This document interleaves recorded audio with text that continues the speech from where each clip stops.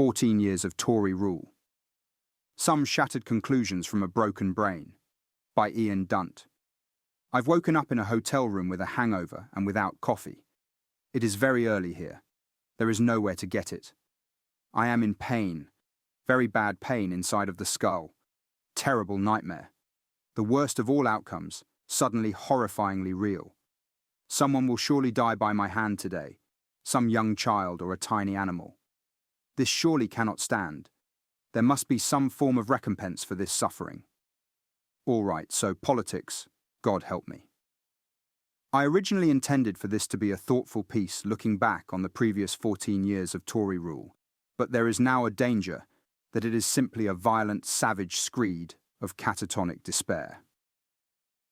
I make no promises. I make no promises that this newsletter even ends or is ever sent. I initially thought I'd have like 14 thoughts, one for each year. But now I think I'll maybe dribble something out of me, then try to come up with new thoughts when I'm back in England. I don't know. Don't count on it. Don't count on anything. Nothing really matters. Everything is void and lifeless, a cry for meaning in a cold and distant universe. There is nothing to cling to. All is pain. Competence is a moral issue. The first and most important lesson of the past few years is obviously the fact that competence is a moral issue, rather than simply a practical one.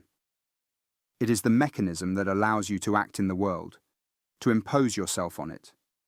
There can therefore be no meaningful morality without competence. Without it, we cannot secure the good. We can only wish for it, and that wish will be forlorn, deprived as it is of the measures by which it could be asserted. The clearest example of this came during the Afghan evacuation. There was no party political distinction on this issue. It did not fall into a culture war crevice. Everyone agreed that those who helped Britain had to be protected: journalists, women's rights activists, judges, interpreters. The trouble was that the government had no basic competence. It did not have the organisational proficiency to deliver on its stated aims. So Afghans were encouraged to send emails documenting their case, which were simply never read. The tiny haphazard team of civil servants who did read some of them were not equipped with the specialist skills required to assess them. They did not even have a rudimentary understanding of Afghanistan's ethno-linguistic groups. The men in charge, Dominic Raab and Boris Johnson, did not have the kinds of minds which could handle the matter. So people were betrayed. They were left to the barbarism of the Taliban. They died. And all that is most admirable about this country and what it represents died with them, in the dust of Afghanistan. This was by far the most shameful episode of the last 14 years of Tory government, but it is replicated in one form or another across the policy landscape. Health, criminal justice, transport, you name it. The same process with the same outcome. Incompetence followed by failure followed by national shame. Electioneering is not governance. How did we get to this point? There are two pathways, which are interlinked. The first is about a form of government which functions exclusively on the basis of electoral calculation. There's no point being sentimental about this. All governments are engaged in a background electoral assessment. Tony Blair had his constant polling and focus group data coming in from Philip Gould. Margaret Thatcher liked to present herself as an avowed ideological warrior, but she was actually fairly cautious and pragmatic. And yet something fundamentally altered under the present Conservative government, which contributed to the breakdown of competence as a desired characteristic. It began not with Brexit, but with George Osborne's dual role as Chancellor and election coordinator. The economic business of government was refracted through electoral calculations, not just at election time, but on a day-to-day basis. It's telling that once this approach was adopted, the language instantly morphed into one of division. For years, Osborne compared strivers with scroungers. Indeed, this was the primary narrative of the government. Where is the fairness, he would ask, for the shift worker, leaving home in the dark hours of the early morning, who looks up at the closed blinds of their next-door neighbour, sleeping off a life on benefits? After Brexit, the topic changed, but the approach remained. Governance was not about the national interest. It was about creating and exploiting electoral dividing lines. The vote on the EU provided a clearly delineated demographic wedge, which Johnson in particular thought he could calcify into a realigned political culture. Everything that came after followed the same approach. Rwanda, the ECHR, trans rights, statues, national service, civil service reform, England flags on sports shorts, even national trust reports. It was all the same shite, a man in an office somewhere, trying to draw lines through a populace to his mathematical advantage. This is a core reason for the breakdown in competence. It is because competence simply isn't what you are trying to achieve. You are trying to achieve electoral victory on the basis of voter identification, division, and gut instinct political propositions. It's not that the Conservatives failed at being competent. It's that it ceased to even feature in their requirements. It was as pertinent to them as a fax machine is to us. Grievance politics erodes our capacity for reason. The other road that led to the competence collapse was grievance politics.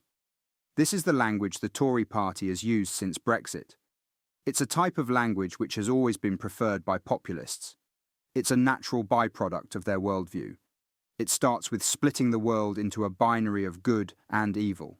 No, that's not quite right. It starts with being an imbecile, because only an imbecile would confuse political reality with the plot of a Star Wars movie. Under populism, the people represent good, and the elite represents bad.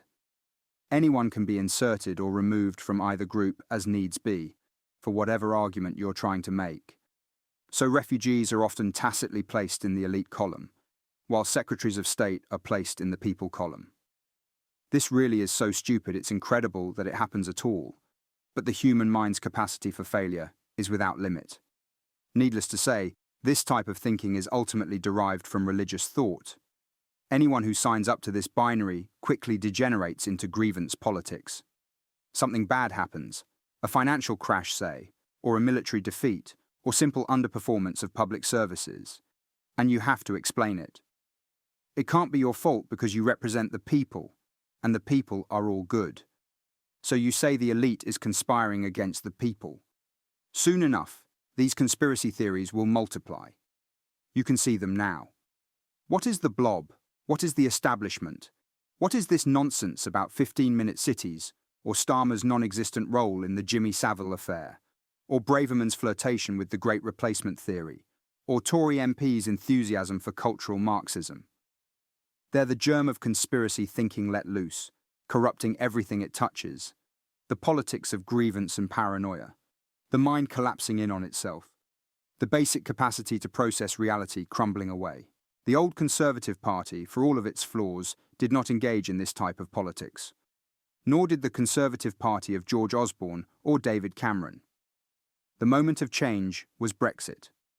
Brexit is the point of corruption, the moment the alien organism absorbed the host body. It is ground zero for the dysfunction that followed. We can ignore it all we like, but nothing about what is currently happening is comprehensible without reference to it. It is the inflection point at which a mainstream centre-right party became a populist party. Once that happened, grievance politics and conspiracy theory had to become its dominant manner of thinking. This has been a parable. That's what the last 14 years are, ultimately. A moral tale, with a clear instruction to it. All the way through this story, Tory ministers thought they'd come up with this magnificent new wheeze. Wow, look at that. Look how you can fool people. This is how the most successful political party in Western civilization is so successful. It adapts. And now they'd found this marvelous shiny toy still in the packaging, a populist worldview that could be grafted onto a set of electoral divisions with an efficient vote distribution. And for a while it works. But then of course it doesn't, because without competence you can't act on the world. So then all the normal day-to-day political things people want simply cannot be delivered. They want a doctor's appointment, but they can't have one. They want the police to come when there's a burglary, or for trains to take them comfortably and affordably from point A to point B. But they can't have those things either. If they could, the Tories would happily give them these things. They'd love to fix them. But they can't, because grievance politics and electoral strategy deprived them of the capacity to do so. That is a political failure and a practical failure. But it is primarily a moral failure.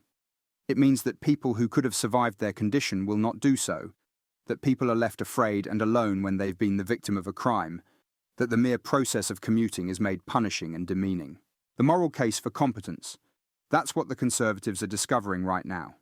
It's what they've been discovering over the course of the last 5 weeks. And with any luck, it's what they will discover good and hard next Thursday. Now I'm off to get a cup of coffee, and woe betide any child or small animal that stands in my way.